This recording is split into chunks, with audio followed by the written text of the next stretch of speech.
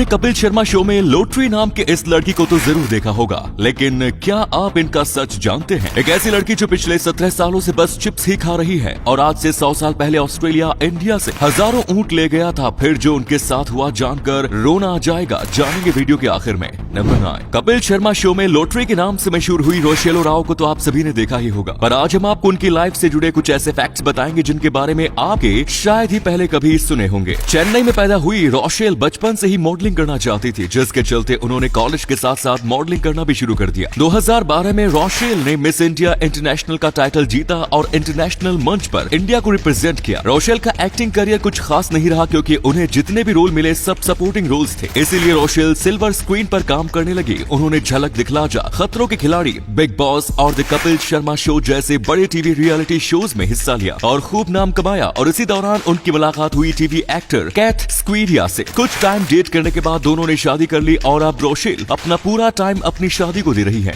जिसके चलते उन्होंने एक्टिंग और मॉडलिंग करियर को फिलहाल के लिए ब्रेक दिया हुआ है। अब देखा यह है कि वे कब और कैसे वापस करती हैं। आपको रोशेल के लुक्स कैसे लगते हैं, कमेंट्स में लिखना ना भूलें। नंबर 8, चिप्स को तो आप सभी ने खाए होंगे, जो ज्यादातर लोगों को काफी पसंद भी होते हैं, पर क्या किसी को चिप्स इतने पसंद हो सकते हैं कि वो व्यक्ति चिप्स के अलावा कुछ और खाए ही ना? तो इसका जवाब है हाँ। मिलिए जेनिफर रेडिगल से। स्कॉटलैंड के ईस्ट आयरशायर के ग्लैस्टन में रहने वाली जेनिफर को सिलेक्टिव ईटिंग डिसऑर्डर है, जिसके चलते वे अपने दिन भर की डाइट में सिर्फ पोटैटो चिप्स ही खाती हैं और अगर कभी गलती से वे कुछ और खा लेती है तो उन्हें उल्टी हो जाती है। 17 साल की जेनिफर के इस डिसऑर्डर के चलते उनके शरीर में कई बीमारियों ने घर किया हुआ है, जिनकी वजह से उनकी बॉडी कुपोषित बच्चे जैसी हो गई है। डॉक्टर्स जेनिफर के इस कंडीशन को काफी क्लोजली मॉनिटर कर रहे हैं, पर अभी तक उनके पास इस डिसऑर्डर का कोई इलाज नहीं है। नंबर 7, स्पेस में भेजी जाने वाली हर सैटेलाइट को एक फिक्स टाइम के लिए स्पेस में छोड़ा जाता है और जैसे ही उसका टाइम खत्म होता है उसे नई सैटेलाइट से रिप्लेस कर दिया जाता है। पर क्या आप जानते हैं कि पुरानी हो चुके सैटेलाइट्स को आखिर कहां डंप किया जाता है? चलिए आज हम आपको बताते हैं। धरती पर एक ऐसा पॉइंट है जो धरती का सबसे रिमोट पॉइंट है, जिसे पॉइंट नैनो के नाम से जाना जाता है। ये पॉइंट इतना रिमोट है कि इंटरनेशनल स्पेस स्टेशन में रहने वाले इंसान इसके सबसे करीब रहने वाले इंसान है। साउथ पैसिफिक ओशन में मौजूद इस जगह के सबसे पास जो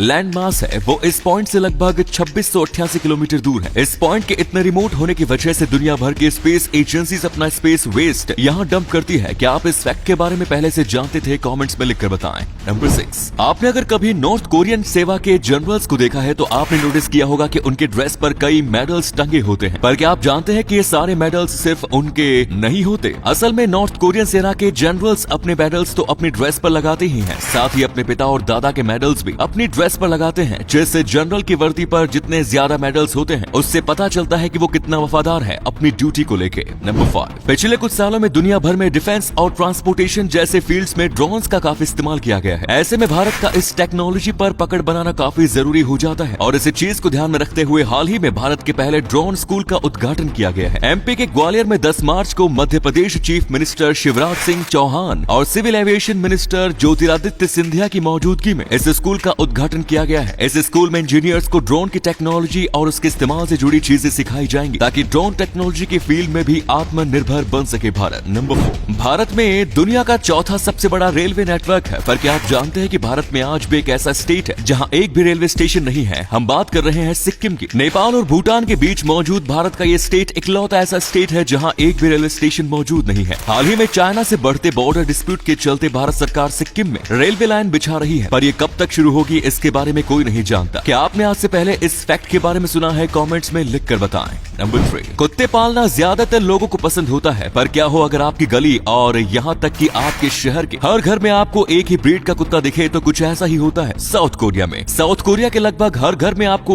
स्पासाली ब्रीड का एक कुत्ता जरूर देखने को मिल जाएगा। साउथ कोरियन लोगों का मानना है कि इस ब्रीड का कुत्ता घर से बुरी ताकतों को दूर करता है और घर में पॉजिटिविटी लाता है, जिसके चलते हर घर में कोई ब्रीड का कुत्ता मिले ना मिले ये कुत्ता जरूर मिल जाएगा। और अगले फैक्ट पर जाने से पहले इस फोटो को ध्यान से देखो और बताओ कि आपको कौन सी हीरोइन दिख रही है। इससे पता चलेगा कि आपकी आंखें और आपका दिमाग कितना तेज है। आपको मिलते हैं 3 सेकंड।